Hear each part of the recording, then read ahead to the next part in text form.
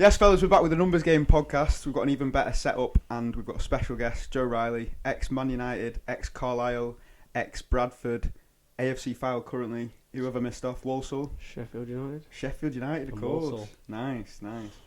I did well there without any prompt. Yeah, that was very good, yeah. Doesn't surprise me, though. Let's see how well you know your own stats, actually. I won't have a clue, mate. Well, no, easy-ish ones. Who have you made the most appearances for? Carlisle. Yeah. Most goals? Carlisle. Yeah. Could have been a trick question. It's not many. What's the position you've played the most in? Centre mid. No. Really? Yeah. Right back. Yeah. Really? 57 at right back. Guess how many at centre mid? 40.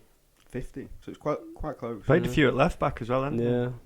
But in 57 appearances at right back, 6 goals and assists, which is decent going. 1 in 6 goal contributions from a fullback is decent. Yeah. And central midfield, Not 9 good. in 50. Kind of a similar rate to when you're at fullback. Yeah, true. You've played everywhere on the pitch there. You've played right, Oh, mid, left, mate. mid, centre, mid, left back, It right becomes back. a curse. Honestly, Is it it? actually becomes... I'm being When serious. they get asked. It's not even that, like...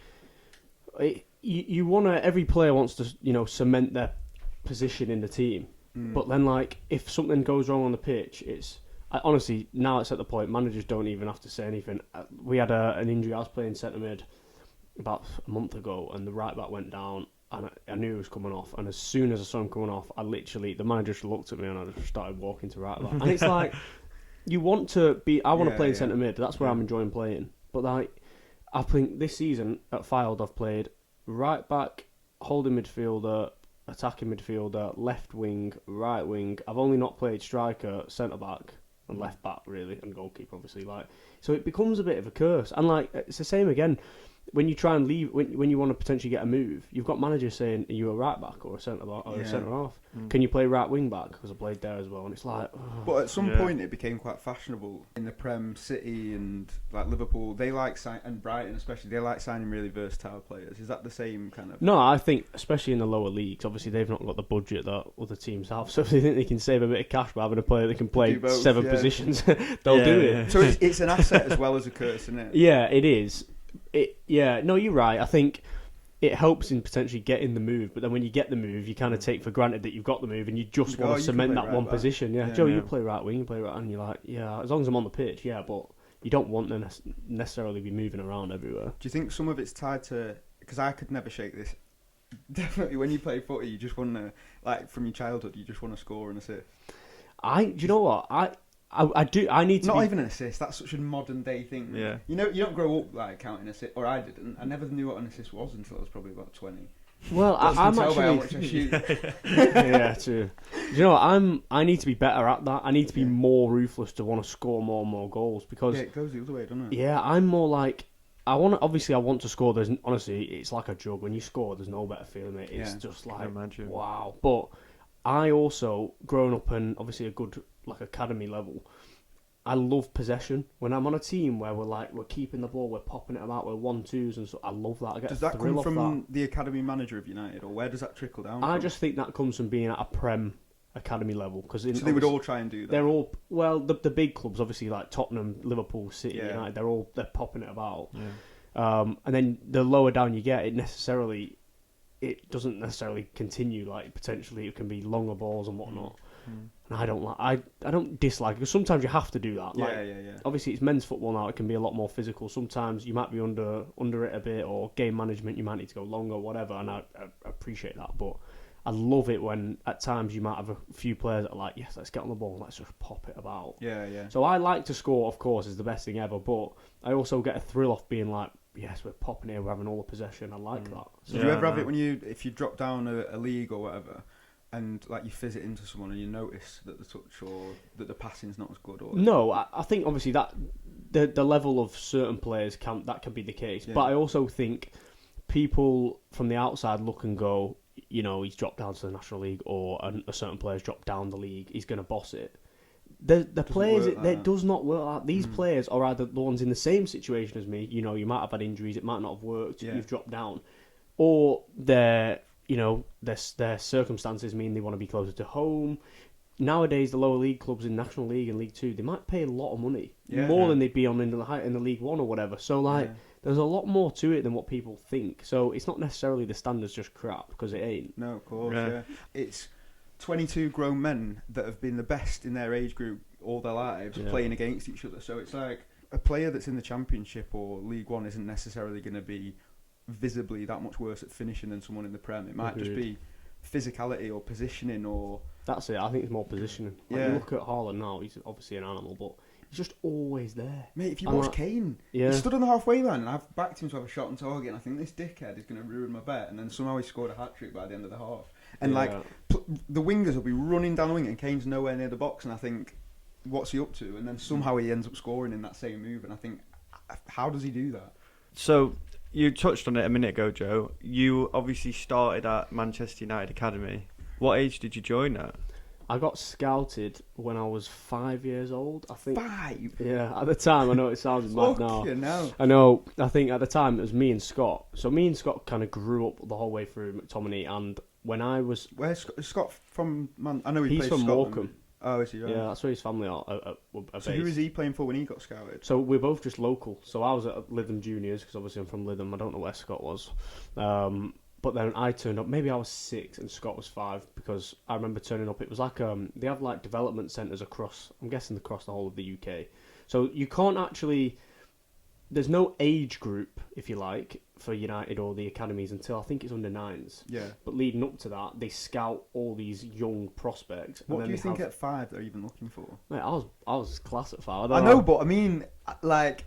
You would just think... I know. You just think like the ball's bigger than their legs. Like, what? I know. I don't know, honestly. But I remember turning up to this development centre. It was in Preston, and Scott was there. It was ridiculous. Honestly, the stuff they had the players doing at that age. Did you notice as well, thinking, "Whoa, this is different"? This is class, mate. Yeah, I'll never forget. We had a coach called Charlie, and he was just at the time. You're thinking this guy's incredible. Like at the end of every session, this is honestly, if anyone was there, they'll remember this, because it was my first session. I was like, this is crazy. We'd do this, it would be like loads of little passing drills, but like wrapping passes in at like 5-6 years old, like everyone's touch was good. And at the end of the session, it will be, right, to finish, you're gonna keep your uppies, right, flick it up, catch it on the back of your neck, age 5, 5, 6, go down and do a press up. What? Oh my God. Yeah. Do you remember thinking... I couldn't do it, mate. I'm not straight. I remember the first 2-3 weeks I'd watch and I'd be like, I've got no How's chance. you doing that, like what? But by the end of it, I could probably do it. Like, but it's just honestly, it was ridiculous. Do you remember feeling at Lytham Juniors or whatever, age 5, that you were better than people? Yeah, I remember being. So I left. You carry on at Lytham Juniors until you start at an age group, which was obviously under 9. So I was there till I was 8-9 years old. So I remember we went. My team was a joke, by the way, at Lytham Juniors. We had like Sam Lavelle, who's now at Carlisle, Macaulay Wilson, who came through United's academy with me, Christian Hill, who was also at Man United's academy. There was a couple others that were just at different academies, and our team was ridiculous. So that's just by chance, really? It was just by, but like, I remember, you'll have probably heard of this club, because it's like the most famous in the UK, I think, for producing little kids or whatever, but Fletcher Moss. Yeah. So been in that boozer many times. Yeah. We used to win everything in like Lytham area. And all Rashford of them. Marcus, Dimitri Mitchell. There was another lad called Devontae Redmond, Cameron Borthwick Jackson. Redmond and Borthwick Jackson. Yeah, so we like kind of conquered Lytham, if you like, at 7 years old, and we came to Manchester for like a day out. We used to do tournaments, and Fletcher Moss were there, and I was like 7 or 8, been at United for a couple of years. So basically, the development centres everyone was scattered around the country, but then on a Saturday or a Sunday, all the development centres would come together at the Cliff. So United have loads of those centres. Yeah, split around the country. place. Yeah, where they just scout. And they don't have anything to do with each other until those kind of days. And then on like a Saturday or a Sunday, it'd be like, right, everyone would come together at the Cliff. So that's why, like, the chances of you ever making a first team appearance for United is just insane. I think there was like, in my age group, there was like 50 kids at that point. So then on a Sunday, all 50 would get together and we'd do like loads of games. It was class, mate. And so was Marcus in that? Marcus a year below me. Oh, so in mine was like Dimitri Mitchell, Cameron Borthwick Jackson, Devontae Redmond, Scott, whoever, there'd have been loads. And then we went to this tournament in Manchester, and Fletcher Moss were there, but obviously I'd been training with Dimitri Mitchell, Devontae Redmond, and we actually played them in the final. Wait, so you go to the development centre and still play? Yeah, for yeah, the you still, juniors? because the development centre was like a Tuesday and a Thursday night. It's just like a training session. Yeah, like in the evening. But we played them in the final, mate, and it was, I think Wes Brown's like nephew was in net, and it was just like everyone was watching this game. We beat them, so we always had, we had bragging rights against them all the year, mate. It was class. So then, at what point do you move full time into playing for United? 9, like under 9s, which is carnage, mate, because you think these kids like myself were 8 years old, and everyone knows what's going on. You'd be at the cliff on one of them days where everyone's there, and one by one, the coaches would pull the parents into a room and say, we're going to offer him a contract, we're not going to offer... And the kids would know. We're like, I know you think 8's young, but you know what's going on. Yeah, yeah. And like, if your parents came out and said, you're not getting one, you'd be like... Yeah. You just see kids crying their eyes Yeah, out. of course. Like, Because at that age, not only do you know what's going on, but you also... Anything in your life is the biggest thing in the world. Especially There's football, nothing that's further than yeah, that is true. your own world. That's true, yeah. So, yeah, 9 was it. I think you got like a 2-year deal, which took you to under 11s, obviously, like. And then it was the same again every 2 years. You just kept waiting to find out if you threw or not. Pressure, mate. I wouldn't ever have my kid do it. Really? If they got offered to go to the development team, would you wait until they were 15 or something? Yeah. Do you know what? I say it now, but I always say... So when I... Honestly, it's so much of my story, but when I was 14, I got offered a schoolboy scholarship where I had to leave my family when I was 14 and live in Manchester with like a Diggs family. Yeah. It's going a bit off point, but like... That's where you live with Scotland. Yeah, but I always say to my parents, because they were, like I'm talking now, they were kind of like, we didn't want to do it. We didn't want our 14-year-old kid to move away and like leave school, and I'm going, if you hadn't have done it, I would have never forgiven you. Yeah, of course, mate. But now I'm getting older and I've see the seen other side. firsthand what football can be like. I'm like, I wouldn't want my kid to do Exactly, yeah. it. Honestly, it's crazy. But sorry, I've gone off point a bit. So there, but before the digs, then before 14, in the age of 9 to 14, Yeah. that period, then you must have been travelling to Manchester like a few times a week. my mum and dad probably don't tell them enough, but like they used to drive me. It'd be like maybe definitely a Tuesday, Thursday, Saturday, or Sunday, whichever one the game day was. I think it was a Saturday, Sunday, whatever. It was definitely 3 times, but I think it ended up being 4. And at the time, my parents didn't have a lot of money at all, and they're driving like what they're doing that journey. It was 20 quid a trip every Easy, time. Yeah, They're the doing journey's it an 4 hour times. for those that don't know. Hour each way, isn't it? Yeah, exactly. So it was a lot, mate, at one point. And then I think that's probably a part to play in why they ended up saying, yeah, we'll let you go at 14, because they're thinking, we can't keep... Yeah, this exactly. up. Was there any point where, as a kid, because I know that I as a kid didn't actually want to play football a lot, which is weird, but was there not any points where you were going like, it's too, like, I don't like it, No. enjoy it? You loved it the whole Yeah, time. no. I know it's mad to think that. Yeah.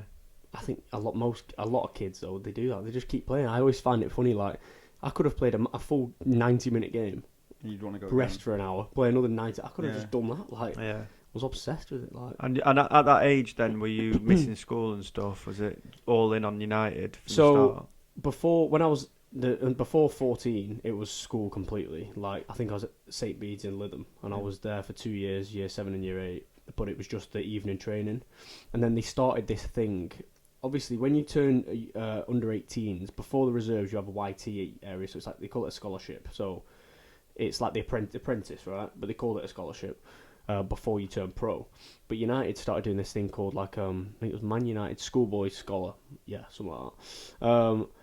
And they introduced this thing where when they felt like you were good enough or ready, if they would like move you into digs and you'd join this school, Ashton-on-Mersey School in Sale, where they had like a good relationship with the school. What, is that a normal school? Yeah, it's a normal school, yeah. So they're full of normal kids, and then you get these United players Yeah, rocking yeah. around.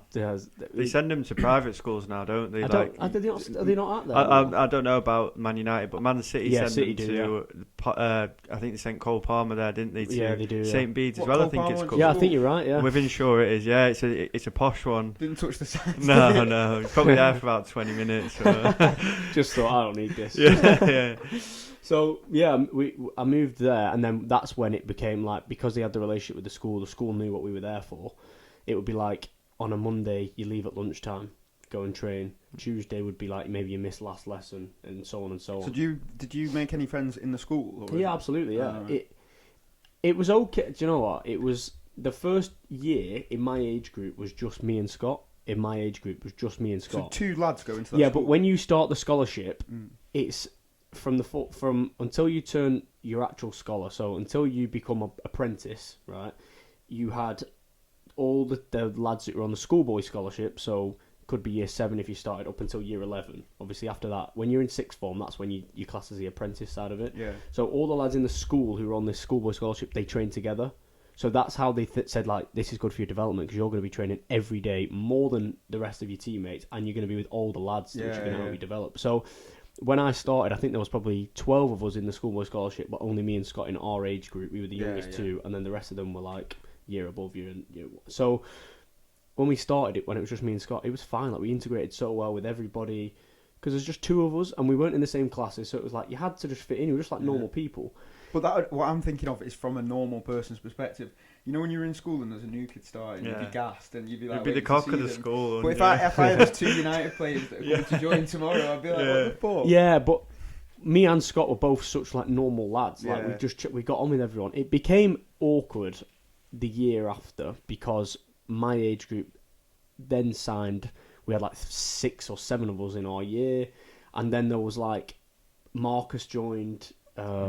Axel Twanzebi, Dean Henderson. There was like all of us were there, so there was like 15. What? So you 7 lads are rocking up with the? Do you have the school uniform? Yeah, school uniform. Yeah. So this is when it got awkward, right? So we ended in my first year. Everyone was very good at integrating, and at break time we'd chill with the school friends, and it was just like we were never together with the lads at football. Obviously, me and Scott were, but we'd be with the rest of the friends. Yeah, you don't really notice when it's just 2 each. Yeah, the year after, a lot of the schoolboy scholars who were in year 11 then left because they became apprentices, and they brought loads of other lads in. So there was like 14 of us now, and we all chilled together. Yeah, so there became this divide now, and it was like, but you put a team of. You put a football team in that are every day training together in a school. We're going to chill together. We're friends. But to the school people, it was almost like, who are these dickheads? They think they're sick. They always chill together, and it'd be almost. I remember at one point there was a bit of tension between like our lads and like the lads in my year. I'm sure we're all pals now. It's in school, innit? But like we'd like cross in the corridor, and you could always just sense like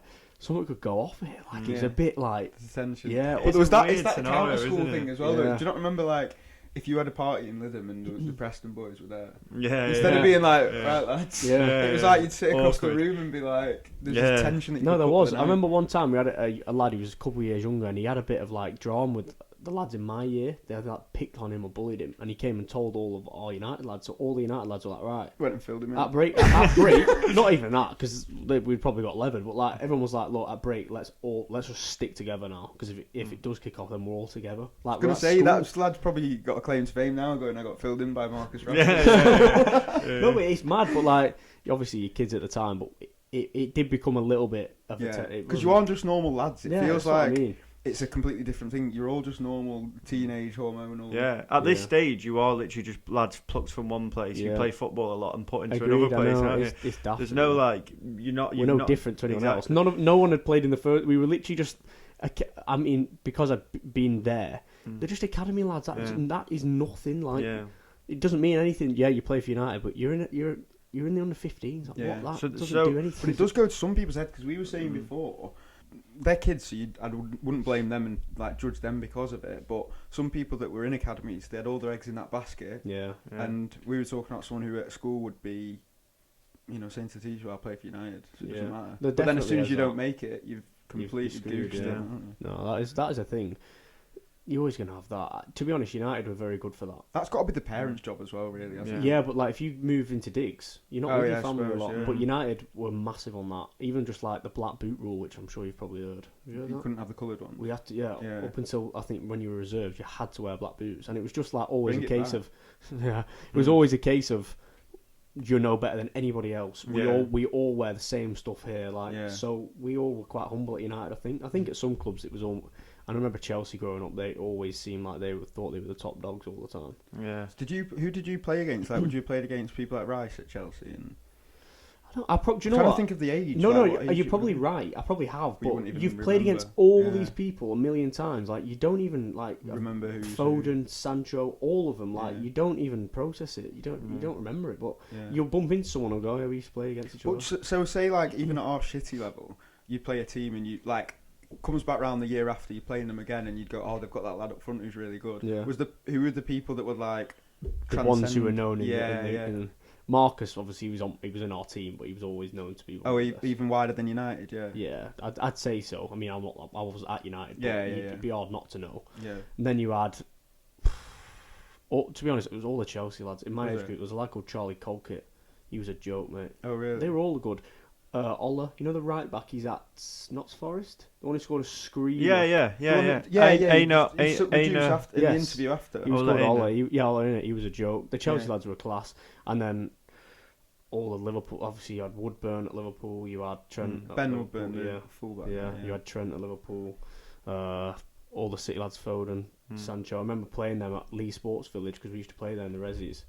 And it'd be like them two, and they'd like come over to the wing, and I was a right back, and he'd be like, "Here we go, we're off for a good one here." Yeah. Like. But to be fair, mate, when we were in the resis, our United team was a joke. We won the league that year with Warren Joyce as our manager. But to be fair, if we had first team players coming back from injury, mate, we'd have like Rooney play the odd time. Yeah.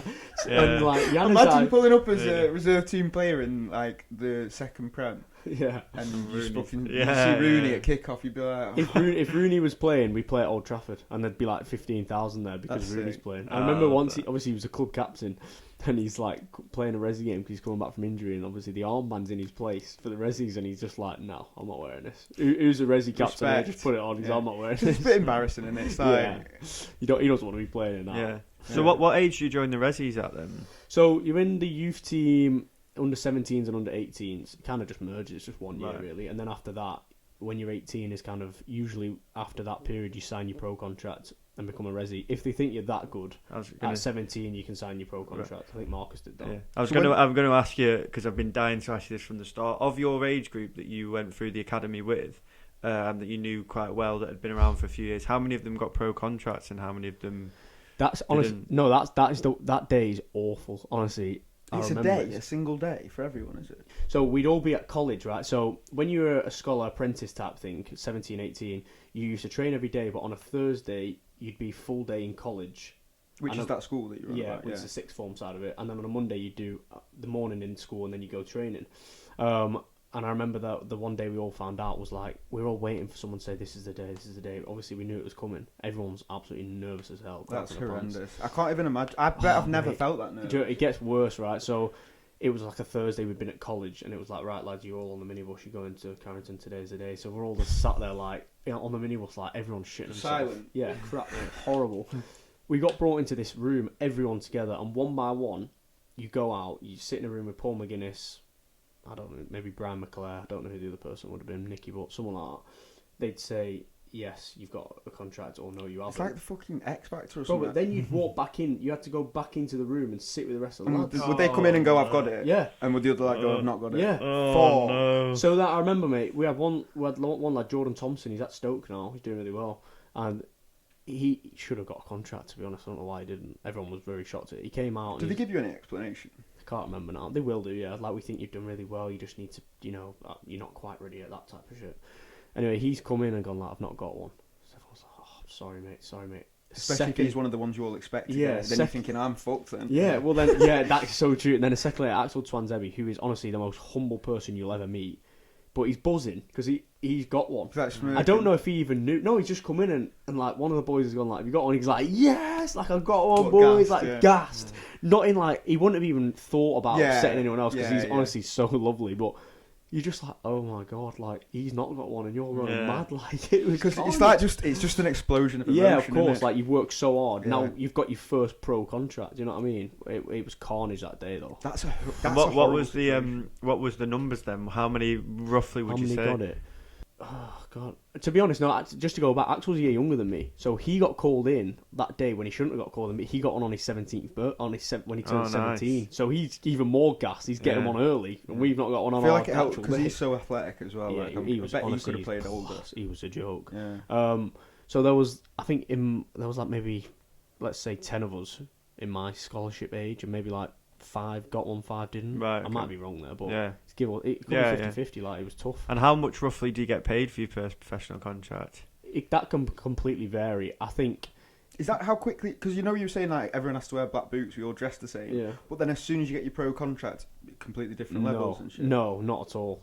All the way until you a first team player, does it completely swap? I think it's probably changed now. So would they have like a standard pro contract that would be a certain amount of money? Agreed, yeah. So they don't go to Anzabi, we'll give you $7,000 a week, but we're only giving you 2. No, whatever. So my first pro contract when I was 18 was about $40,000 a year. But you're 18. Oh yeah, that's a fucking sick. But then you had I think it was around that. But then you have I won't name names, but lads who've got one on 17, and you hear rumours they're on $3-4 a week at 17. That's what I'm saying. So they do it straight off from the off. You could get. They definitely nowadays they're massive contracts. You're hearing rumours that 17-year-olds are on $12 a week. The money's it's obviously gone these up a days. lot. It was the thing that it was Michael Jordan saying it. Actually, he was saying that during his career, at no point he basically had to work so hard in the gym at his defects or whatever he thought his weaknesses were because he wanted to earn that new contract.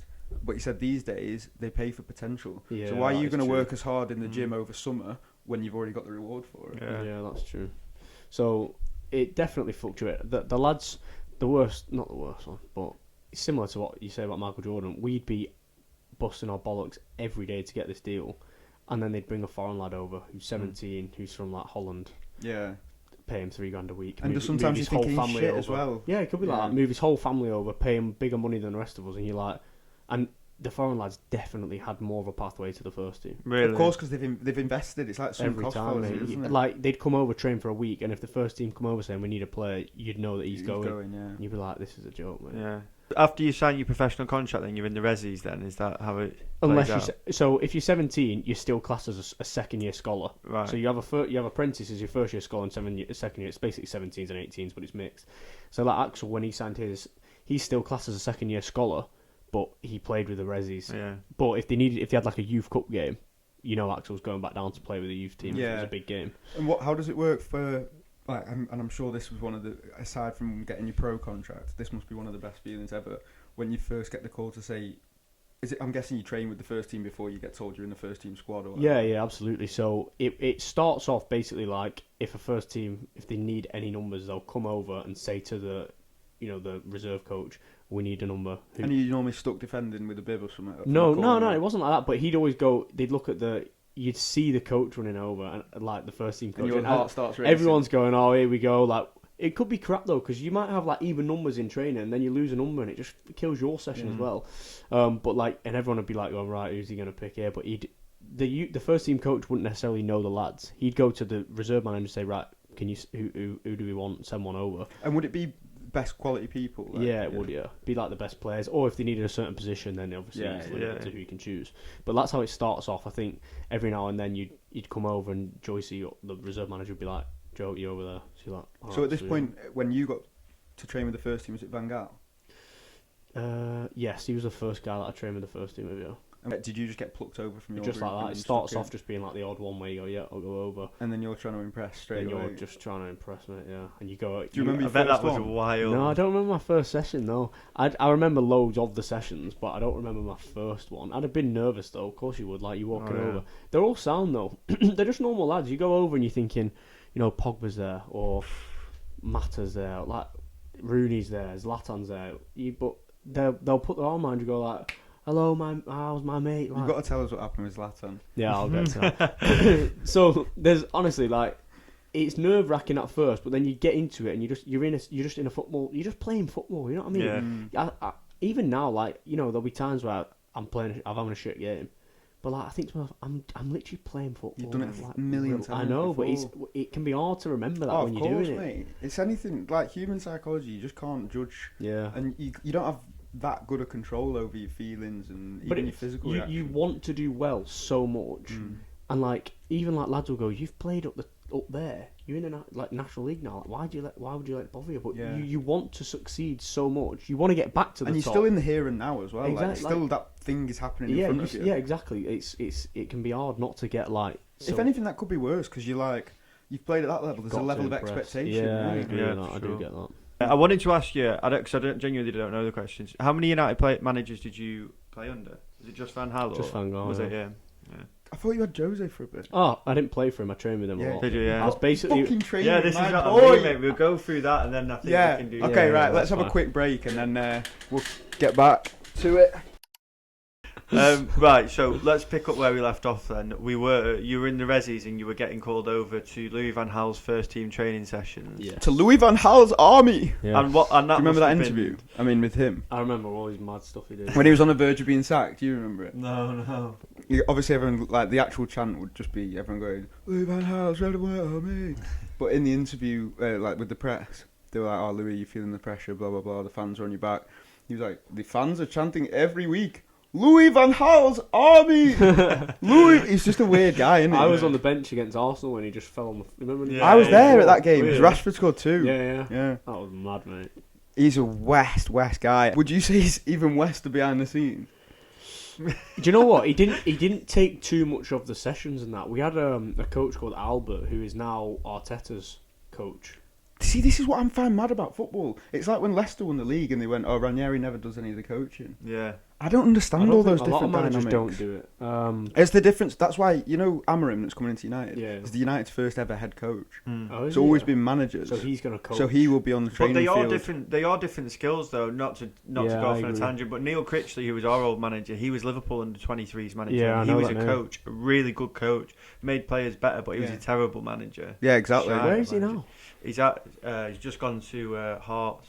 There was a big merry-go-round, wasn't there? So you had Critchley obviously followed Gerrard to Villa, Yeah. then came back to Blackpool straight away, or did he go? No, he went to QPR? QPR. Yeah. Yeah. But they are different skills, I think, aren't they? I mean, you'll know better than we did. Did Fergie didn't take training sessions? Did he? I wouldn't have a clue. You wouldn't know, No, no. I was too young. I'm sure I've read that Fergie didn't take sessions. I bet he either. didn't. I bet he oversaw it, but even just Yeah. his presence, mate, would Yeah. just make everyone train like. Apparently, put his feet up all week and then just they wheeled him out on match days. Clip that up. He'd have just made the decisions. Like he'd have trusted his own staff to do it. Yeah, of course. But his presence would have made everyone be like, the boss is here. Yeah. That's what because I always go on about the psychology of footballers and in any walk of life, but that's the one thing that Fergie was just insane at. Because Yeah. if you have someone like Critchley, who's an amazing head coach, but your players aren't motivated, I think that's what's gone wrong with Ten Hag as well. Because even Benny McCarthy, who was like the attacking coach under Ten Hag, he left before Ten Hag got sacked, and he said that he just doesn't have the charisma to he doesn't have the passion to rile the players up or anything. He could tell you a really tactically in-depth plan about what you're going to do, But he doesn't. but if you're not asked about, if you've not got that sort of kick up your arse, Yeah, no, I agree with that. I mean, he's obviously been an amazing manager, but I get where that comes from. I don't really remember him like going mad, yeah, and if he did, it was almost a bit like probably not fearful. yeah. Whereas I can imagine if it was Sir Alex Ferguson, you'd be like, Hairdryer oh treatment, my yeah, God. and also apparently knowing exactly who to do that to and who not to, Yeah, because they all complained that Cantona never once got shouted at. They said he didn't shout at him once, and he'd do something where, say, if you'd made the mistake and you were Cantona, he'd bollock someone else, hoping that you get the message via Yeah, that. I've heard like- that. That's mental. That. It is, but that's the like level of psychology he's operating at. Genius man Even- manager. Is wasn't it? Yeah. It's knowing exactly what gets you tick, because I think Jose can be quite bad at that. Like, you know, when he was criticising Luke Shaw in the press, that's never going to work for someone like Luke Shaw, is it? Like, calling him out in the press. I'd hate that. Exactly, that's what I mean. So for someone like that, that wouldn't work. For someone like me, it might. I obviously have no idea, but I mean, it depends on the player. Yeah. And he even said, it's like Roy Keane said about the Tottenham game when he's saying that all the players are sat in the Tottenham dressing room and they're like, couldn't be arsed with Fergie. They know he's going to come in and give a load of spiel, but they all knew that they were going to roll over Tottenham anyway. Yeah. And then he said that Fergie just popped his head through the door and went, lads, it's Tottenham. And then he just shut the door and left. And they were all like, come on! That's class. So like he knows exactly when to push your buttons and when not that's to. sick. That is class. Like, I feel like that is such a underrated feature or attribute of someone in the modern game. Because now it's just all about tactics. But at the end of the day, Guardiola, Klopp, any top manager, even Arteta, the difference with Ten Hag is that like charisma. Yeah, and- well, it's in intensity as well. Yeah, I feel exactly, Like. You have to have exactly. a real intensity these days, don't you? I mean, Guardiola would be so annoying to be around. Oh my god! It'd You be- just seen with Arteta Van as Heck well. at full time. Yeah. The literal Brighton defender. Van Heck, and Guardiola's walking off the pitch with him at full time, just giving him an earful about something, explaining something. Like. Apparently Emery's the same as well, absolutely obsessed. Like, we'll not talk about. And Rafa anything Benitez. else. Yeah. The players that have played under Rafa said that they'll get a text at like 2 a.m. saying, "I'm just looking at this, and you should have done this." Blah blah blah, and they're just thinking like, "Give me a fucking break, man." Oh my God. So in training, you were obviously playing right back in first team training, yeah. right or left, yeah. So. Are you good with your left foot, or was it an inverted Not job? really. More of coming on my right foot. Yeah. You would have been playing against Martial. You'd have been marking Rooney. You'd have been marking obviously Rashford. You'd have been marking Mata, probably some of the best players in the Premier League at the time. What was that like, week in, week out? I mean, it obviously helps development, doesn't it? Like, you're against the best. So I remember, like, I'd play games in the 21s. I think I was captain at the time for the Resis, or the year before. Either way, you go into a game and you're like, I feel classy because I've been training with them players all week. Like, it's going to be a breeze. But yeah, obviously, like, you'd have certain players that you don't like. There's certain players I prefer to go up against if I'm playing right back. For example, if I've got someone who's not necessarily rapid and is going to like try and rip me to shreds, but they're going to come in the pockets and do that kind of thing and get on the turn. Like, Mata would be someone, obviously, he's not going to go past you with a step over and, like, he'd be more intelligent and, like, find a pocket and, like, change the game that way. But I prefer marking that because... It doesn't make you look as bad. Yeah, and also, like, I can go and mark him, and if he passes it somewhere, it's like, right, I get back into my shape. It's almost like probably the easy way out. But, like, yeah, you go up against... could be an unbelievable pass, but you've done your job. You go up against someone like Martial, and you're thinking, like, you're jockeying, trying to, like... Did you not play with Depay in training? Yeah, Depay, yeah. Because the Midtjylland fullback said that he got in the change room after playing against Depay and just cried. So that's the game I played. Oh, of course it is! Fucking hell, of course it is! Yeah, so he was a joke in that. But in training, mate, Martial was... on the ball, he was a joke. Like, frightening. Every time he got the ball, I was like, please... I'd go and, like, jockey him and be like, please turn back. Please turn back. Please don't try. Whether he's in the mood or not. Yeah. But like, if I got the ball and then tried to go past him, he'd never want to. He would never. He's not going to put a challenge in, no is he? Chance, mate. You're breezing past I'd have the him. ball and be like, right, here we go. Yeah. That's funny, that though, isn't it? Because someone like Martial, as a fan, hated Martial because some fans, I think, overrate. Like the ability to skin someone, and they think that automatically means you're a great player if you can skin someone. Where it doesn't necessarily, because obviously you have to choose when to do it, when not to, and the end product. And Martial has got all of that, but as a fan, the reason I didn't like him is because of that. Not willing to actually like dig deep or put in the work for the rest of the team or whatever. I imagine in training that he's like couldn't be arsed all week, but obviously, well, I'm asking you what it was like. No, there could be. I think there's a lot more that goes on. So I'm obviously amongst football every day, and if he necessarily hadn't been picked for a game that week, your head's gone. Certain players will go, right, I'm going to show you. Certain players will be like, yeah, what am I doing here? And it might be, he might not necessarily be like, can't be arsed. It might be a case of I'm sick of tired of not playing. Like I'm down, or like mentally be thinking, like, I'm finding this hard. Like. But he's signed for a reason. Like he's not like he's come to United and he's just took his foot off the gas. Yeah. He would have been playing like the way he played for United at other clubs, but he probably had I don't know what happened with him. But did he have injury or just went missing for a while? I don't know. But if he'd have had opportunity to potentially play every single week in the position that he probably, I don't know if it was left wing or whatever, but his favourite position where he was before there, I'm sure he would have kicked on. But like, there's so many different variables that can affect whether he plays, he doesn't, and then when he doesn't play, that affects the way he trains every day and like how he approaches the day. Like, there's just so many. I think once you're in it, you don't just see like, oh, I can't be arsed. Like exactly. There's probably a million more things going on. Like, you need a lot of luck, don't you? Footballers are just a footballer. Like, if you've had a really rough week, something's happened in your family, you've lost a close person to you, whatever it is, that's going to affect you, and all the fans go is like, oh, you can't be arsed. Yeah, that's it. He's shite. Yeah. Like, he gets paid $200,000 a week, so why is he not happy? I hate that shout. I hate that shout. When I see on Facebook, quite often it's about like Marcus Rashford or someone who's feeling down or whatever. People go, he earns $350,000 a week. I'd be happy if you were giving me that. And it's like, how can you be so that far removed from human nature? Like, what's the difference if you're sat in an amazing gaff or an amazing car, Yeah. if you're fucking, Yeah, if you're having family issues, if you're depressed, because Yeah. how many reasons are there that, like, maybe you've lost your motivation, maybe it's because you've not got a run of And games or whatever. your problems will be intensified as you've got more money and you're under the spotlight and things. Like Yeah. Rashford goes to a nightclub to blow off a bit of steam, and Yeah. loads of people take a picture of him. If he has a bad Yeah. game next week, he's in the press all week, and Yeah, it that's true. snowballs, doesn't it? It's a momentum thing. But Rashford's a prime example of the kind of luck that you need. I think he came in because of an injury, and he Yeah, hit that the was ground mad. running, and his career's taken off ever since. And Yeah.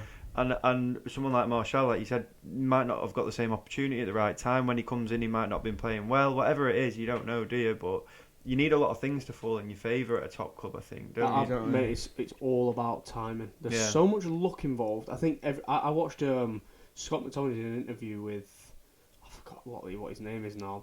It was so good. But even someone like Scott, or if you ask a million, like all the top Prem players, and you say, "Do you need luck?" They will all say yes. Of course, yeah. Like, I remember I went on loan to Sheffield United and dislocated my shoulder, so I was injured. And I chose to go on loan to further my career because you think that's the right thing to do. I'm now on loan, and Jose Mourinho plays 4 or 5 of lads making their debut against Yeah. Crystal Palace. And you're sat there with a broken And shoulder thinking, and I've fuck. gone, why have I come here? Like, Mm. I have lost out on playing another game for Man United here. Like, there Yeah. is so...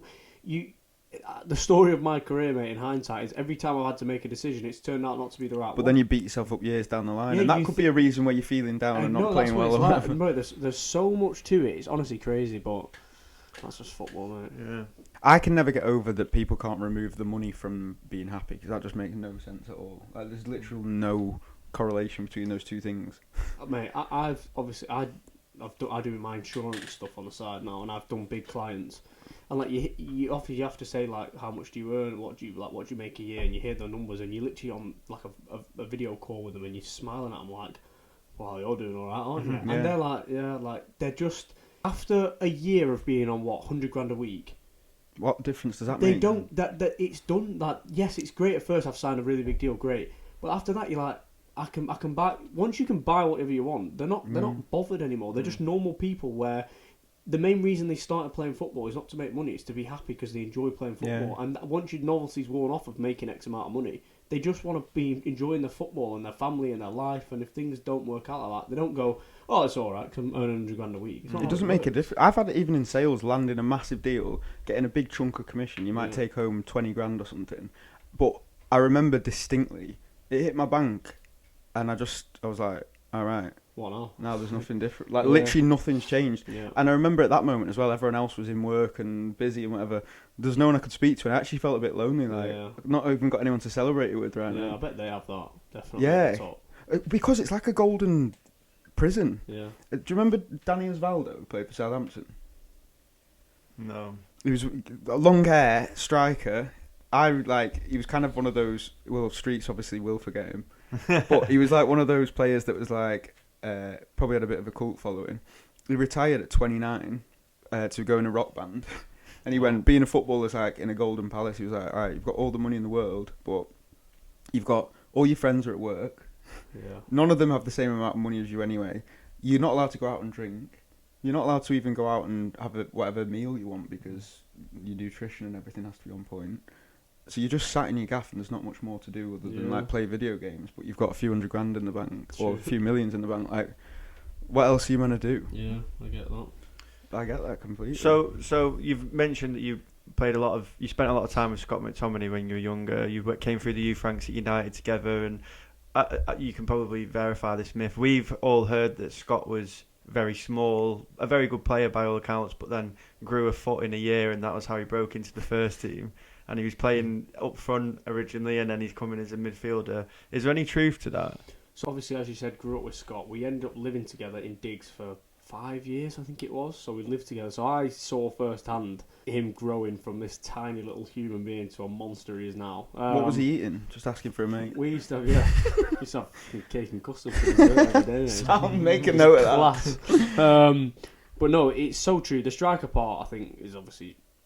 It was a bit of a short spell, but he's always been a centre mid. Growing up, it was always him and Marcus. I know they're the age like different in age, but it was always like those two were kind of like the golden boys. I thought. Was he an attacking midfielder? Because like I noticed just in the an first eight. team when he He's was a box-to-box. oh was it? Because like he does better further forward. Yeah, he does. He's doing that now. Mm. No, even at Napoli, he scores Mate, all the time. They love him, Conte don't has changed. Conte is the most religious three at the back merchant you've ever seen, and he's changed to four just to accommodate Scott McTominay.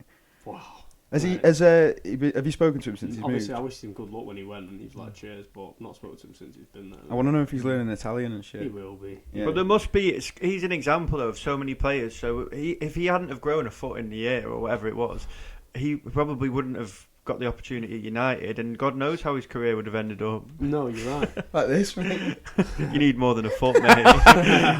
No, I tell you what, right? Scott, as I said, was always a golden boy growing up. Technically, he was a joke. I think he was the first person I saw when he flicked it up onto his neck and was doing press-ups at 6 years old. Like, he was always a That's joke. fucking sick. But when we got to the youth team, 16, 15, I was a bit of an early developer. When we got to like 15, 16, he just stopped growing. We're in the youth team now, so the apprenticeship period, and he just didn't play. He was having growing pains all the time. Like, he just couldn't move. Like, it was weird, really. But Paul McGuinness and the club said to him, "You are not going to play much in this period, but we believe in you. That we're going to stick by you. So don't stress that you're not going to play. We're gonna." Is that because he was technically so good? And his whole like period of growing up at the club, they'd seen how good he was. So they are good at supporting you in that kind of Absolutely, sense. they are for people that they believe are going to be like successful.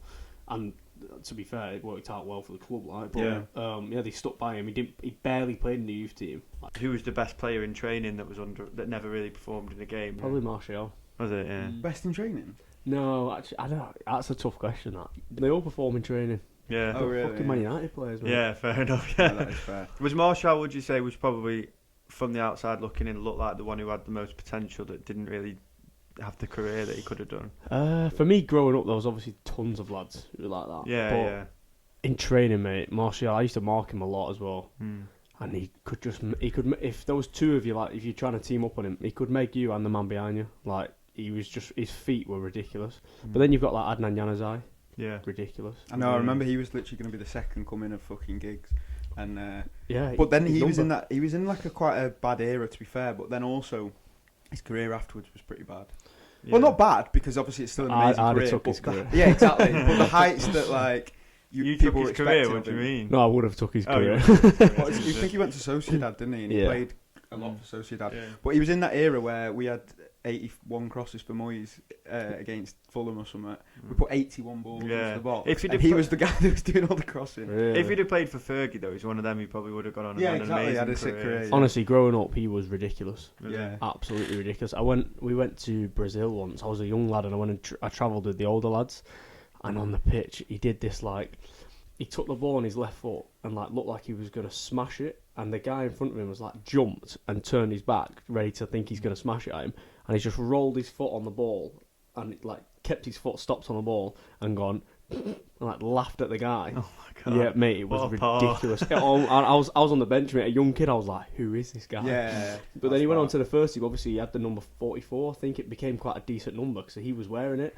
But then he took the number 11, I think, when Giggsy retired, and then it went. Obviously, it didn't go too well from there, did it? Fucking hell, I forgot you got the 11. That is crazy. They got the 11. Is that a big thing, squad? Because you've just knocked off foot. You say that we know about football. We have I know football United knowledge, squad numbers, but yeah. squad numbers is a mad one to remember that he was 44. Because But is it a big thing in the academy. He had his own squad number, mate. Yeah, I of was course. 49, wasn't I? But no, Yeah. I always. I knew 40, that, actually. I wouldn't have been able to 44 say was that. always a number that was quite cool. I remember it being Adnan Januzaj, and he made his debut, and it was and he was doing well in the 44, so it kind Yeah. of created the number.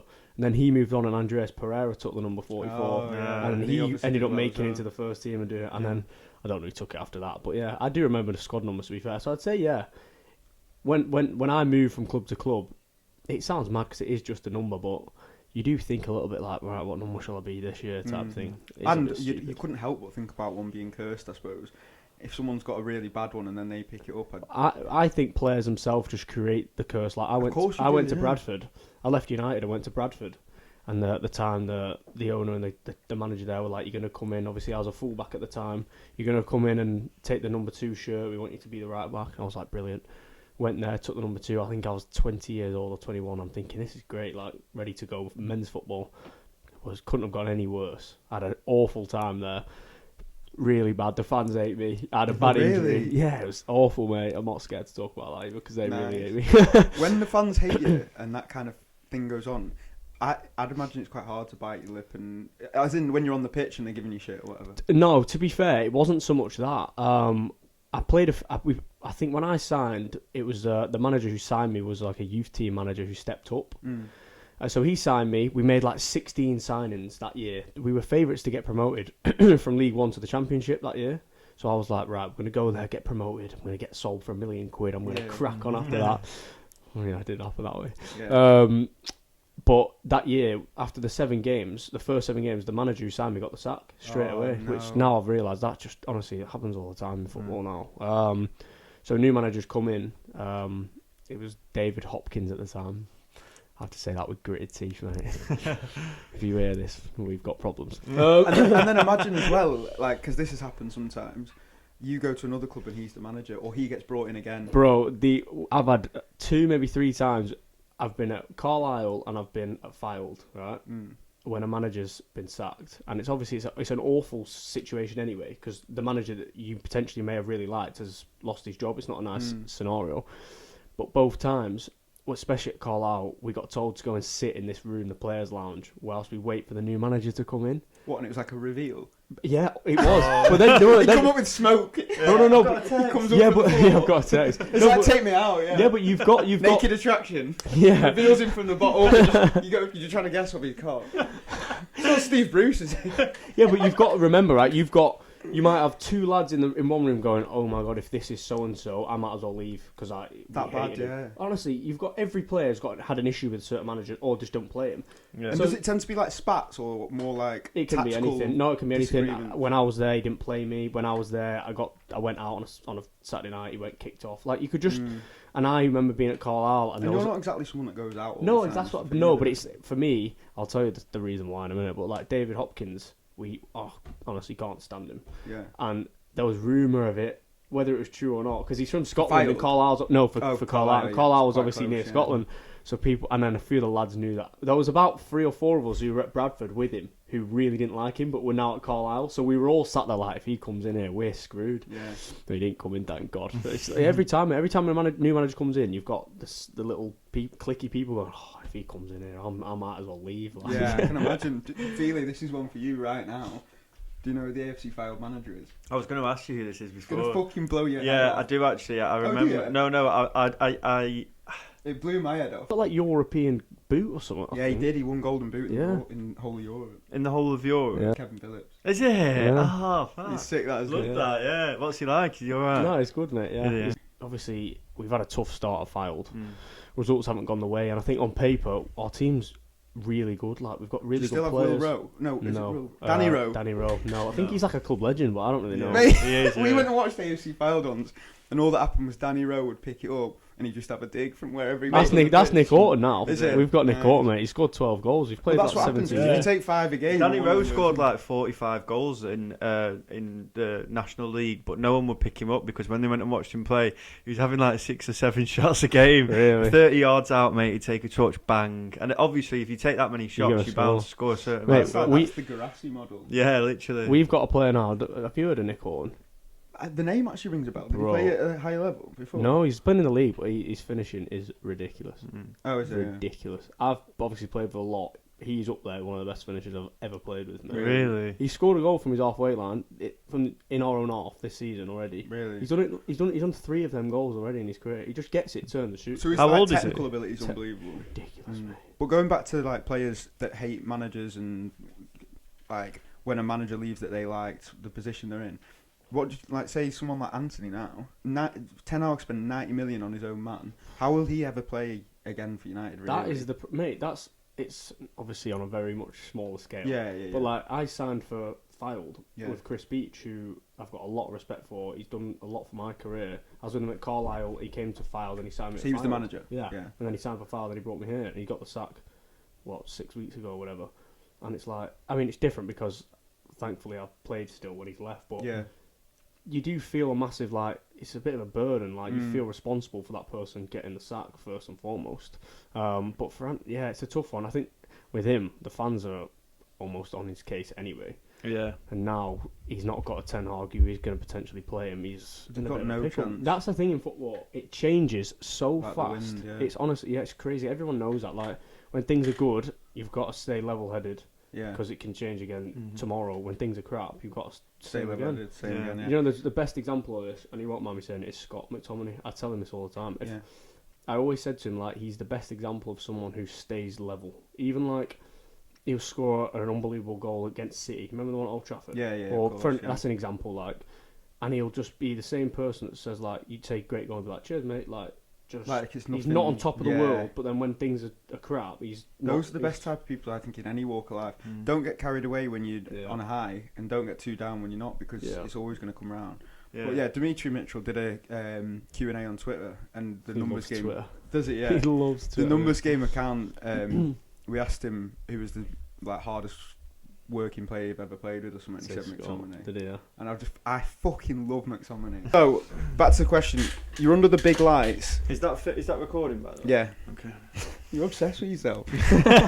So you're under the big lights in a man cave in Stockport. Oh, right. How does it compare to Old Trafford? No, the actual question is.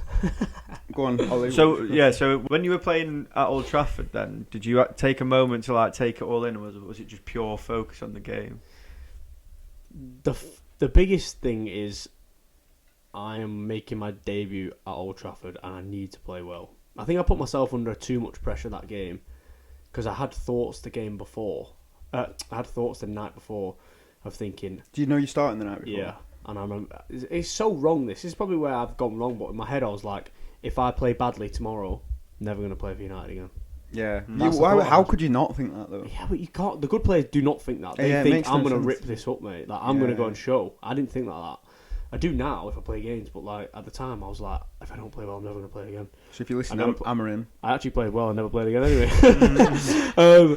No, so yeah, I was obviously focused like mad, ready to go. But then there was definitely occasions where I took it in. There was two occasions that I remember. First one is walking down the tunnel. Obviously, I'd played there multiple times in the reserves, but you had like the lower tiers of the ground were full, never the full stadium. And you've got This Is the One playing Stone Roses playing on the speaker. Yeah, class. But I remember as you obviously walking down, and the tunnel is obviously going down, right? So well, we don't even know that. Right, so the tunnel is slightly down, right? So you remember you envision this, right? As it's going down, you can't see the actual stadium. So you can see a little bit. You can see the bottom bit, but then the further down you get, the more it starts to reveal. And as the music's playing and right, shit, so is your heart not pounding out your fucking chest? That's when I was like, yeah. Zoned go. in. Let's That's go. fucking That was the moment I was like, this is sick. Because as I was coming down, I remember and I played there loads, but I remember walking down and going like, oh my god, looking up and like, yeah, let's go. Was that Midtjylland? Yeah. So I would have been there in the crowd. Yeah, so that kind of the same for me, really. Let's go. And then, so apart from that, then I was just zoned in. This game didn't actually start very well. We conceded straight away by some tricky winger. But then there was a spell. Not on your side though. Well, kind of. Was it? Yeah, I could have done better, to be honest. But we won it. We battered him in the end, so it didn't matter. But there was a spell where on the left, because I was playing left back. There was a spell where I passed the ball to Marcus, and then it went out for a throw in, and I took a throw in, and it happened like 3 times. Like I threw it to Marcus, he'd go out for a throw in, same again. And I remember on like maybe the third one, I picked the ball up, and I was a bit more calm. I was like, right, okay. It's another throw in, like I'm a bit more chilled. I'd been playing for 15 minutes or so, and then I remember I had the ball in my hand, and I was at that point. There's actually a picture on my phone. I don't know, just like a fan. I don't even know how I've got it. I think I got tagged in it of me with the ball in my hands, and it's at that point I remember being like looking up, being like, "This is I'm it. playing for United now." I'm so glad that you had that moment, because how easy is it when you're doing anything of note to not think about it until afterwards properly? Agree. Yeah, and I thought at the time. I didn't think that was going to be my last game. I thought I'm kicking on here now. This is me. So I'm glad, like you said, I had that moment. I've got no regrets, and I'll always be able to remember that moment of being like, I've done it. Like I'm here. So you get told. How do you get told that you're starting? Is that just in the? Oh, that was mad. So it stemmed from the game before. We had Shrewsbury in the FA Cup. Well, there's actually a bit more to go, to be honest. So before that, I'd been training with the first team for quite a while with Van Gaal, and me and another lad, Regan Poole, went up for food in the canteen, and he's pulled me or him or both of us, I can't remember, and said, "Congratulations." So I'm like, what? I don't understand. Like, what? And he's like, you travel with us tomorrow. And we played, it was Midtjylland away. It was the first leg of that game. Yeah. So I'm like, oh my God. Like, even if I hadn't made the bench. That was Rashford's first ever start, wasn't it? No. Rashford's first start was Midtjylland at home, the game I played. Oh, right, got you. So, okay. even if I hadn't made the bench, mate, just to travel with the first team, mate, when you've grown up trying to get to this, it was epic, mate. What was the journey and everything like? Who you sat next to? Crazy. And shit? I'd have been sat next to Regan Poole, but I remember we sat down for lunch. After we just walked in and he said that, and I was like, bro, we're travelling. We're travelling. Did you try and play it cool, or are you like, come on? You can't do that. It's more like you play it cool, yeah, but in my head, Yeah, alright, sound, mate. Yeah, I'll see you tomorrow then. We're both getting food, and I'm like, bro, we're travelling tomorrow, mate. Like, me and him had our moment. But then we travelled. Yeah, so I've rang my mum. This was the best bit ever. I'll never forget it. I rang my mum. I said, "Mum, have you got my passport?" She's like, "Yeah, it's at home. Why?" And I was like, "Gonna need it." She's like, "Why is that?" Travelling with the first team. Fucking hell, man. And do you know what? The week before, I was playing for the reserves, and do you know Donald Love? Yeah, of course. He made a few first. Yeah, so he got picked for a game, I think, or got called up to go, in the squad or whatever. And I had a bit of a meltdown in my kitchen because I was playing really well in the reserves, and I don't know if I was even playing over him or, he was doing one side, I was doing the other, but I was playing well. And he got picked, and I remember saying to my mum, I was like, "This is it now. Like, if I don't get picked now, I'm never getting picked." Yeah, because I'm playing out my Because skin. Van Gaal had given a few, Tyler Blackett. Yeah. So I'm like, I'm playing out my skin, mum. Like, if I don't get picked, I was done. I was like, I'm never gonna get picked. My mum and dad were like, you will. Like, just keep going. So I was close. I could feel like I was close. And then I got that call up, so I was like, this is class. So then when my mum said, I need my passport, I'm travelling, she was like, it was just class. Mate. That's an unbelievable moment. It was unbelievable. So I actually rang my mate Will, who's like my biggest supporter ever, and I rang him and said, bro, I need my passport. My mum couldn't get to me. I told him, he was like, I'll be there in an hour. So he just like drew my passport. I think I took him out for dinner or whatever. So then, the next day we've travelled to Denmark. And it was mad, mate. We've gone to the airport in our suits, like a club suit, and that, thinking like, wow. How does even that sort of stuff? How does that get issued to you? And do they size you up and everything? Yeah. So it's all Paul Smith. So like all, I don't know if it is now. I'm guessing it probably is because it's like in the history like of the club they've been with Paul Smith for years. Like, but at the start, all the youth team, reserves, first team, all get measured up for suits. So it was something that we all had, but they come in and like proper tailor. So you had the suit anyway? Yeah, we all had the suit. Right.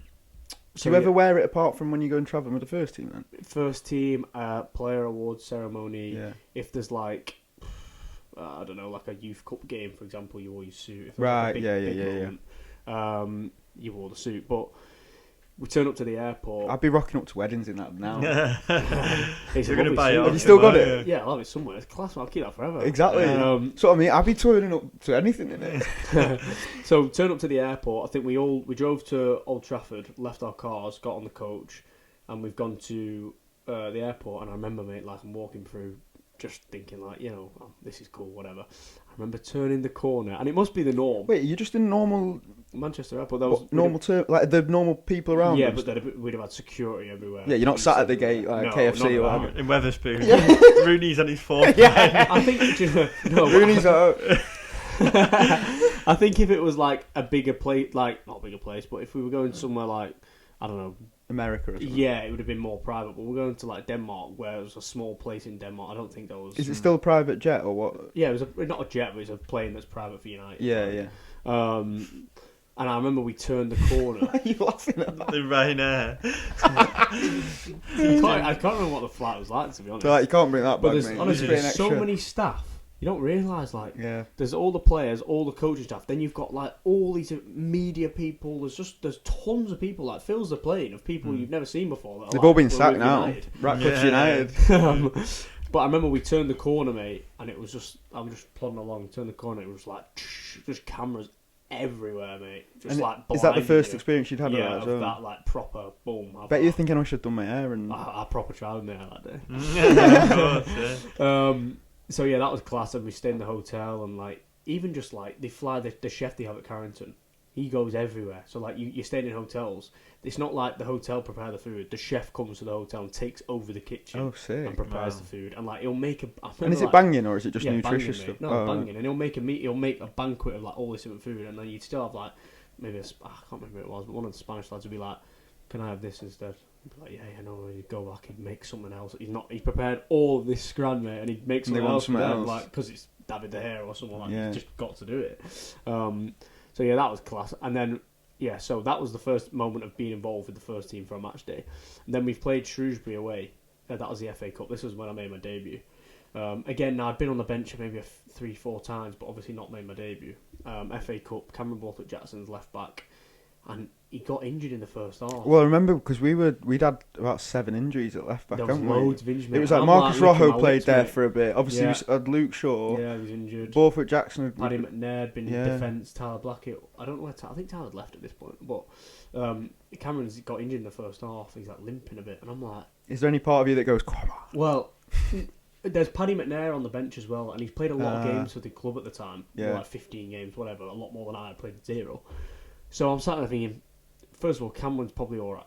Honestly, it's weird. You're probably going, come on. You're also going, oh shit, like, I might play. His nerves, mate. And you're also thinking, I'm not going to play. There's Paddy McNair here on the bench. Like, he's going to I'd be giving him a dead leg. So then we've gone in at half time. I'm just sat there listening to his team talk. I don't know what he was saying. And then he's just turned and he's gone, Joe or Riley, whatever, I can't remember. I think it was Joe. Joe, get ready, you're going on. So I'm like, oh my god. Then I'm sat with like Regan Poole and Paddy McNair on the bench. And what position was Regan? Left. Poole was a centre half. So then they've turned to me and they're sat next to me and they're like, and Will Keane was there, and they've all gone, are you making your debut for United? Oh wow, mate! What's going through your head at that time? So I'm like, I'm just trying to get in the zone. So then we've gone out at half time, me and the sports scientist, because I needed to get warm. Like, I'd been on the bench. So my mum and my sister were in the crowd, and then they said that they were sat in the crowd going, why is Joe warming up? Joe? Like, and they were like, no. And I was like, that's Joe. Like, what's he doing? It was just me and the sports scientist. Yeah. What's he doing? Because when it's a sub at half time, you go out. Yeah, to get just warm. Before, Proper, don't you? So like, I'm getting warm, and I knew I was coming on, and I came on, and I played well. To be fair, I actually had a shot from like quite far out. I nearly went over the stand. And he came in after the game, and Giggsy went, not sure about that shot. You saw your name in the headlights, didn't you? Yeah, I was like, of course. I had to try, didn't I? But I played okay. And then the next game was Mitchell at home. So we had a couple of training sessions, and the day before, it was like a team meeting.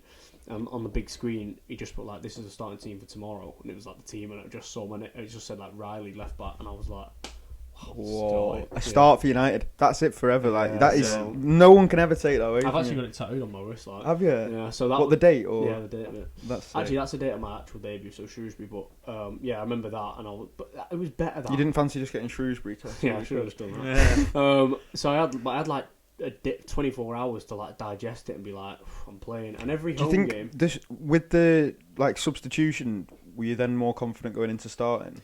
I don't know really. It was a bit like the substitution was like, I don't have time to think about it. Whereas the other one, you have 24 hours to dwell. Even for me, I'd be like, I'd sleep badly. Cause, absolutely. Yeah. So every home game, I don't know if it's still the same, but they used to stay at the Lowry Hotel. Yeah. So one of them stopped it. I can't remember. It might have been Ten Hag. right. Well, we used to go there the night before, and you just be in the hotel room, massive bed. It was class. But I remember being on the phone, and I'd have like lads like saying, like, "Can you get me tickets to the game tomorrow?" And I'd be like, "Yeah, I can. I'm playing." And they'd be like, "You're playing?" Like, So did they go, right, you've got 4 tickets to give to friends and family? No, it was when it's a home game. You could have kind of got. I don't know if I'm right here, but as far as I remember, I think you could get as many as you wanted for a home game. Like if it's your family and stuff. Yeah, you're not going to take the piss and go, I need 30 No, tickets. but if it was an away game or like a Wembley game or something, I think you had to pay. You'd come out of your wage or something. So what I don't get is with the boxes, because like the players' family will be in boxes. But I was at United the other day, and there's so many boxes. I actually didn't realise. Yeah, but it's Man United, mate. Everyone. But what I was meaning, my dad was like, "Oh, they'll probably share boxes, the players' families and stuff." I don't know that, to be honest, and they'll probably all have it in the contracts and say like, Mark's probably said, "I'll sign, but I want a box," or like, you know. Yeah. I don't know if he has, but it probably can. Yeah. No, it makes sense. That way. So yeah, that was that game, and obviously it went well. I played I came off at 76 minutes for Marcus Rojo, who came back from injury, and do you know what? At that point, I thought to myself, I'm not sure if I'll play again now. Really? Yeah. Why though? Why would you think? Because we weren't doing great at the time. I think we were struggling a little bit. We'd had loads of injuries, as you know. Yeah. Which is why I got my chance. As I said, that's the luck and That's timing the you need. luck part. Yeah. So. But also, do you not think from playing left back, it's not like you're Rashford, you're playing up front, you can bag a few goals. Yeah. What have you got to do at left back to like nail that chance? Against Shrewsbury and Midtjylland. Yeah. That's what I mean. If you have an amazing game at left back against Midtjylland, that's not nailed on career for United. No. But Marcus comes on and scores 2, and then. Yeah. Although I do remember, what was the lad called that? We had a game on the last day of the season against Crystal Palace. Harrop. Yeah, Josh Harrop. Yeah, and he bagged, and I thought he'll probably never. That was play the anyway. game where I said I was at Sheffield and they all played. Oh, was it? Yeah, Dimitri Mitchell played. There was loads of them who played. But that was the type of game where I thought, like, not that it doesn't matter, but he's always got that. He can always say that he scored for United. And he But got it wasn't a the good same move as on the back of like. What did he? Where did he He go? went to Preston straight Oh, no. to the Championship. Yeah. But at the time we were getting beat and we had all these youngsters playing. And Marcus Rojo was obviously an experienced player that got bought for millions of pounds. He's played in loads of big games, and he can play left back. Well, he's a left back / centre half, and he's more of a centre half, but he can play left back. And he's hard, cunt. He's very hard. Yeah. I remember thinking, it's probably the end of it. That That's a weird feeling, isn't it? Because it was quite sad. it's like bittersweet in a way. I actually got a standing ovation as I walked off because I remember being like, I've done well there. Like I'm happy. That's with what I mean. play. What could you possibly do as a left back or right back, unless you got a couple of assists or something? But even then, like that's not the job at the end of the day. So it's so hard to nail that position unless you got a run of 10, 20 games. Yeah, that's so true. No, it is true. But that's just football, isn't it? Yeah, exactly. We can get on to Zlatan. Zlatan. Yay! Tell us about Zlatan. Tell us about what it was like trying to prove yourself in training and what you ended up doing to Zlatan. What he did to me. Calling him out. No, he battered me, did he? No, it was so normal to have these big presents join the club. Did he have a presence more so than other people? Because Yeah. he obviously has that in the... No, he did, yeah. Absolutely.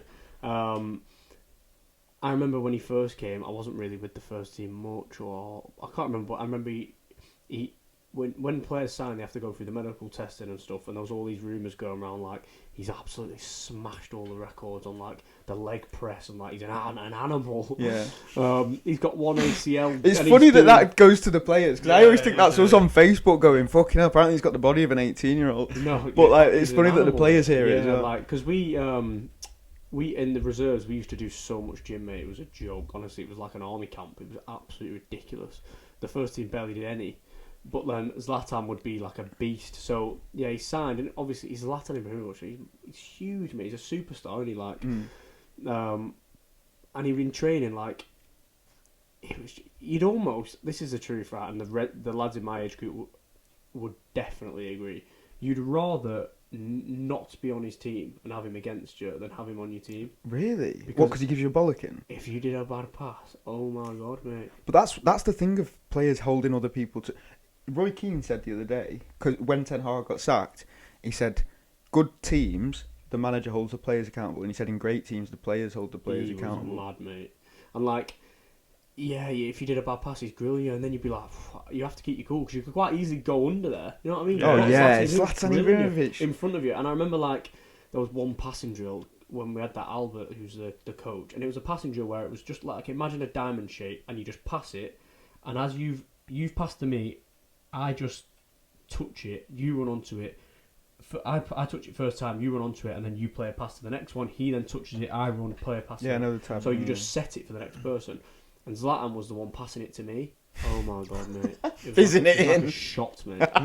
And like, I remember a couple of times, like I'd done a set, and I was like, yeah, I'm happy with that. The coach was like, stop the session, in front of everyone, mate. And I'm like a young kid, nervous as it is. Got Zlatan shooting balls at me, and I've done a set, and he's like, stop. So I'm like, he's not come over to me, is he? He's come over. He's like, we don't want a set like this. You're stopping the ball dead. We don't want the ball to stop. I don't know if it will stop the ball dead or he wants it a little bit going want to backwards take it, to run onto it. Like, I don't know which one it was, but he grilled me. Same again. Did it straight after. Same one. Stopped it again. 2 in a row. He stopped it. And I'm now going, this battle needs to end. And I'm looking at Zlatan as if to say, like, stop kicking the ball at me so hard, please. Like, I'm going under it. I couldn't say that, though, because you can't show any weakness. Not someone like that. No, exactly. Um, Just like, kick it at me harder, will you? yeah, but then I hadn't really had any doings with him at all, really. Like, you know, you trained with him, and I remember a couple of times, like, we'd done a small-sided games and his team lost, and, like, the sports scientist at that time was like, right, we're going to stretch now at the end of training. They were quite big on that. And Zlatan's, like, fuming that he's lost, and he's just, like, started walking in. And, like, Chris Smalling's, like, going, oh, Zlatan, like, trying to wind him up. And, like, I remember, like, the Spanish lads, I don't know if it was, like, Mata or someone was like, Chrissy, like, leave it. Not today. Yeah, like, just leave it, because he's going to blow. So, like, he always had that, like, ooh, everyone was a bit on edge. I mean, you've seen the video where Eric Bailly's, like, he kicks him in the head, yeah, and he like does something and he runs off because he's just like, Zlatan didn't hear him much, innit? But so I hadn't really had much doings with him. But then in training this one day, I fouled him once. Because you're over eager, is that? Yeah, probably. Yeah, like just I want to show how like what I can do, and like I want to tackle everyone. So I don't really tackle anymore, so it probably scared me off it. No, so I've caught him and he's kind of let it go. Then I've caught him again. And I think he was a bit like, oh. So I was like, be a bit careful with this one now. Anyway, I've actually gone in for another tackle with him, and I've got him again, right? And we've both gone down on the floor. So I'm like on my front, like getting up. And as I'm getting up, he must have got up just before me. And as I'm getting up, I felt his hand on the back of my neck. Like a shovel. Yeah, like that. Like, and I'm going, what is going on here? And he's almost like tilting my head back to look at him. And I'm going like, what is that? And he's just gone, you are pissing me off now.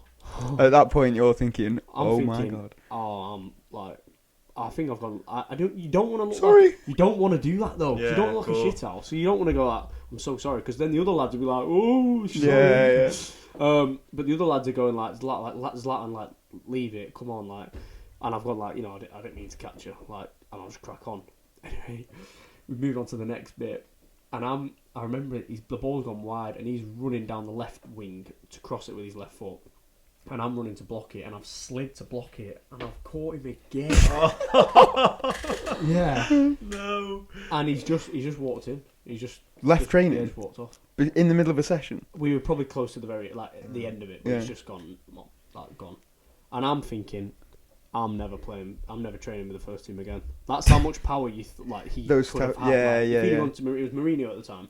If he'd gone to Mourinho, Get like, him out he's not fucking training again. I wouldn't have trained again. So I'm like thinking, I've done I'm it. fucked. I'm screwed here, and I hope I've not just injured our fucking star man. Cost a couple 50 mil. Yeah, but then I'm chilling like, and I've like bumped into him in the, you know, the vicinity or whatever in the facility, and I'm thinking like, he's gonna fucking do me here. Like, I'm scared. I'm a bit like, I'm a young kid. I'm thinking like, I don't know. He's either gonna walk past me, he's gonna give me shit. I don't know. And he's come up to me and he's gone, and never lose that. Yes. That's what you like, He isn't said, it?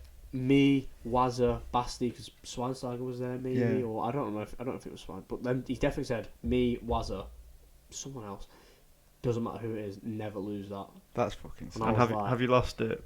I've lost it. No, so do you know what? Then after that, I mean, we're not pals. Like, I don't have his number, and I wouldn't have a I wouldn't chat to him. But after that, we had more of a relationship than Yeah. we did, because like I remember I went on loan to Sheffield United, and I was in the pool, and he actually came in the pool off his own back and went, I just want to wish you all the best. Oh, nice. I know. And then when I went to Okay. Sheffield United, Billy Sharp said to me at the time, it was someone's wedding or something, and he said to me, I'm his best man, I really want to get him a Zlatan shirt. Is there any way you can do it? So I've gone back to the club, I said, Zlatan, I need this shirt signed, like, can you do it? And he's like, yeah, of course. So he signed a shirt, and I give it Billy Sharp. That's sick. Yeah, it was class. I remember one time, mate, Can you get me one? not anymore. I wish I'd have saved stuff myself, mate. This is the sort of stuff I didn't keep. You don't think of I've it, kept do you? nothing. No, I Yeah. know. Mums are good for that sort of thing. Yeah, But I know. But there was one time I'd come back from my loan and I've gone in to have some food or whatever at the club, and it was empty. And I'm on FaceTime to my mate in the canteen eating, and Zlatan's come in, right? And he's sat opposite. So you're me, and he's sat there across from you, right, at the table eating his food with me. And as he sat down, I'm just on the phone to my mate who's a United fan, and I've gone, I'm gonna put the camera. I muted it and said, I'm gonna put the camera on you. Is that all right? He's like, yeah, it's fine.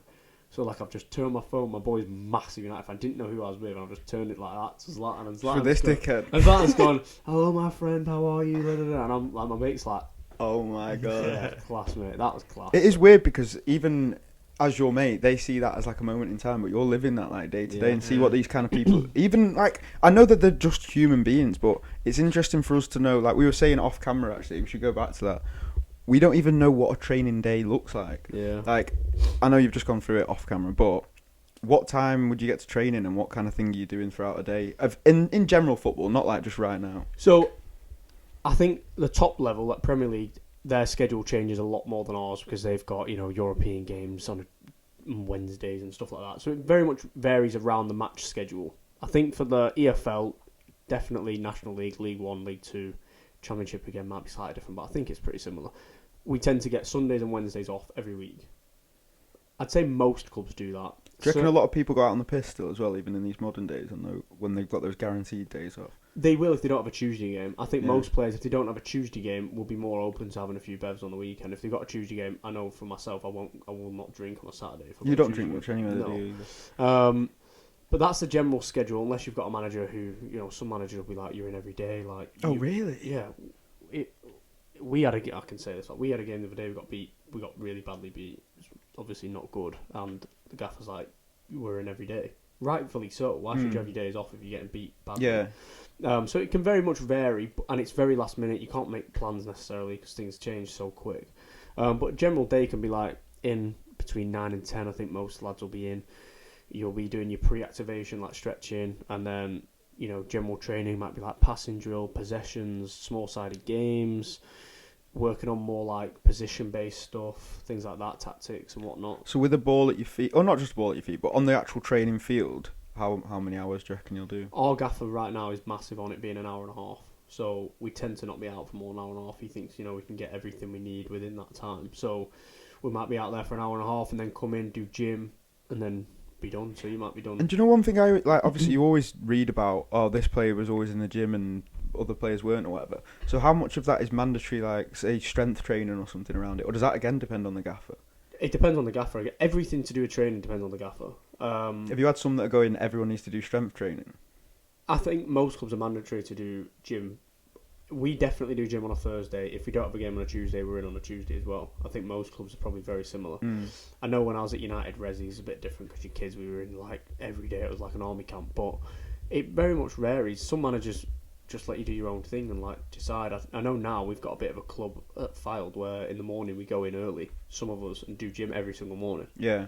And is that just you? That's just a group of you've chosen. Yeah, we've got a little group chat where we say like every day someone creates a session and we go and do it. Yeah. But it's usually Tuesday, Thursdays mandatory gym after training, so you'll be done by 2:30, 3 o'clock most days, and then preparing for the next day. But it sounds like you don't do a lot, but then you've got to remember you've got to train at your peak every single day, and you've got to be at your best. It does sound a lot. If you do any more, you're not necessarily going to feel as good as you need to feel to be able to train the best the next day.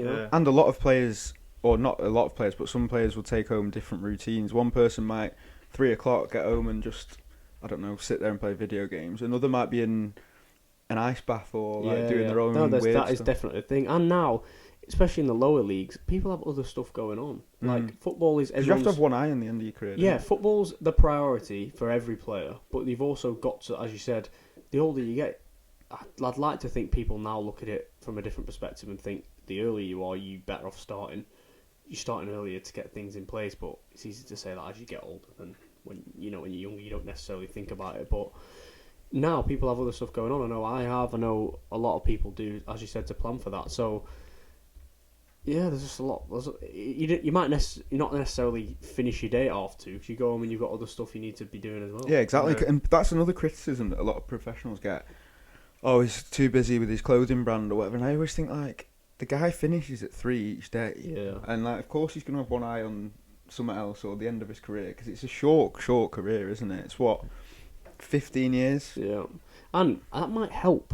Having that distraction of not constantly being football. I know for me, I can't live like that. Yeah. So having a distraction away from football is healthy for certain people. Certain people it might not be. It's like Ben White says, you don't even watch football. I'm very similar. Honestly, I don't really watch football.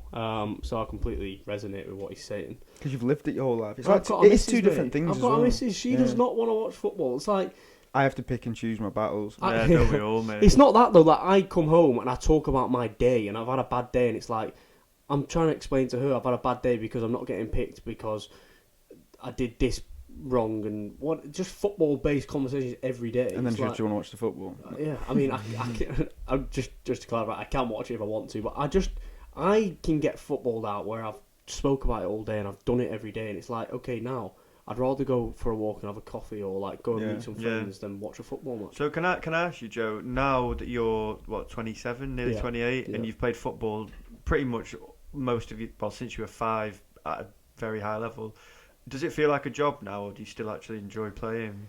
I think it can vary. I think it's so easy. It comes down to the staying level-headed throughout the whole thing. I think when you have times where it's not going very well, it can be hard to remember that you enjoy football, But when things are going well, it's like the best thing on. It is the best thing ever. When things are going well and you're playing well, the team's doing well, there is nothing better than playing football. But when it's really not going well and it is not going well for quite a while, it's hard to sometimes remember how good it actually is. I know I've had spells at clubs where I've had injuries and things like that, and then it's just like I'm putting myself through this here, where it's like mentally it can be draining. Yeah. So mate, I remember you saying to me about the injury that you had that was like a bit of a mystery kind of thing in your foot, and so I've had obviously my fair share of injuries. I've had an ACL, a dislocated shoulder, but I had this foot injury. And I was at Walsall. I just joined Walsall from Carlisle. I'd had a good spell at Carlisle, and I'm like, right, I'm going to kick on. I've joined a good club here that have got aspirations to get promoted. Like, I'm going to go and I'm going to play well.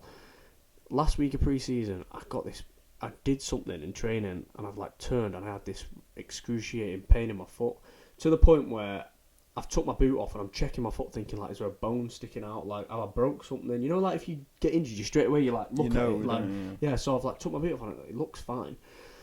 So I've gone and had all these tests, and they couldn't find anything. It was coming back as normal, but I've got this pain in my foot that was like agonising, and it took 6 months to find the problem, 3 months to rectify it because I needed an operation, but it took 6 months to find it.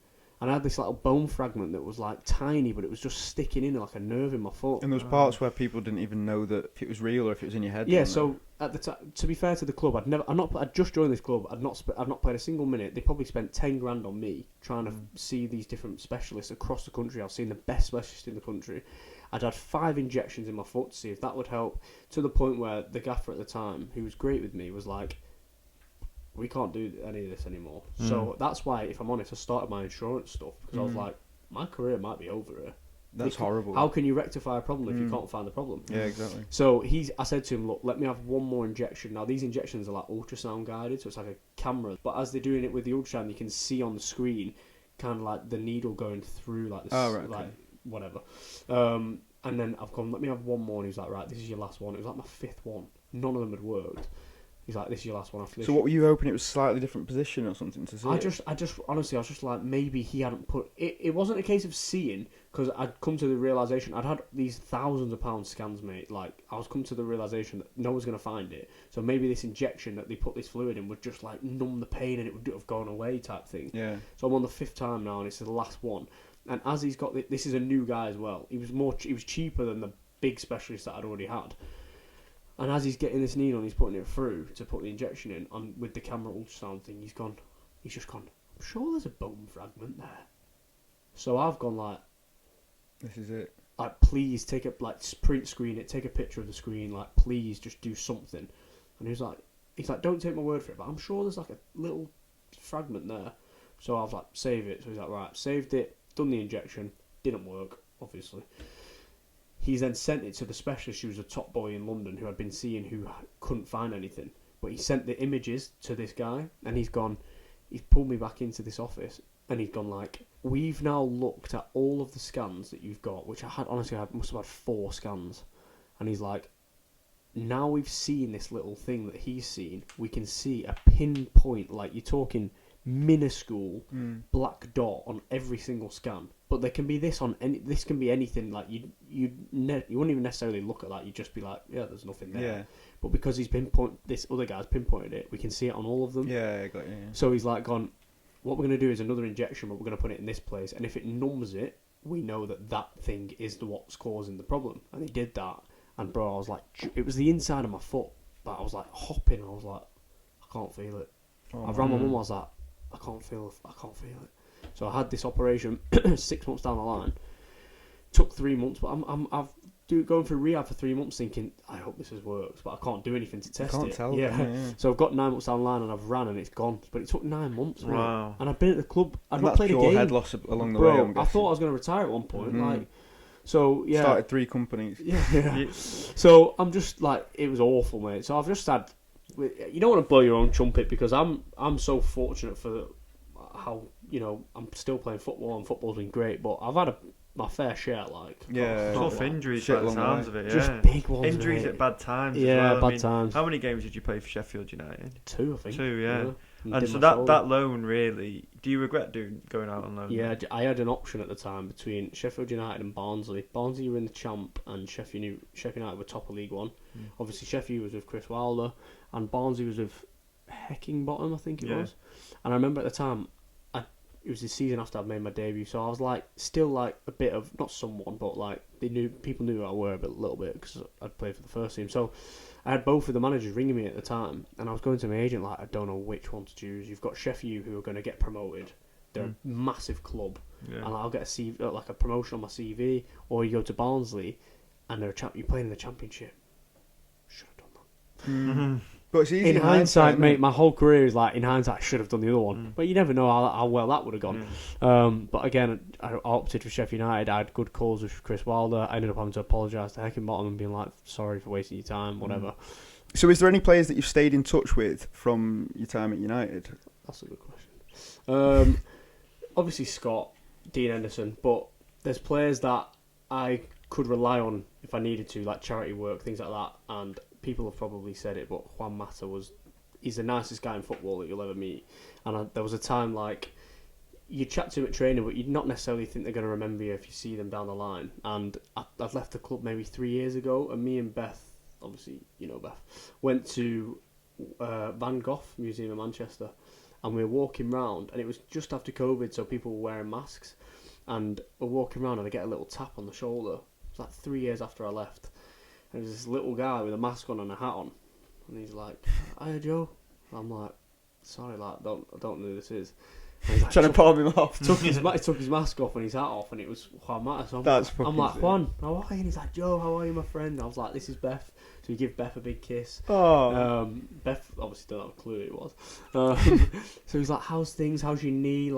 I'd been injured at Bradford, my ACL, and he'd been monitoring. Oh my god! What a guy! Class, mate, class act. And even after that, I'd message him on Instagram and been like, "Look, I'm trying to do something for charity.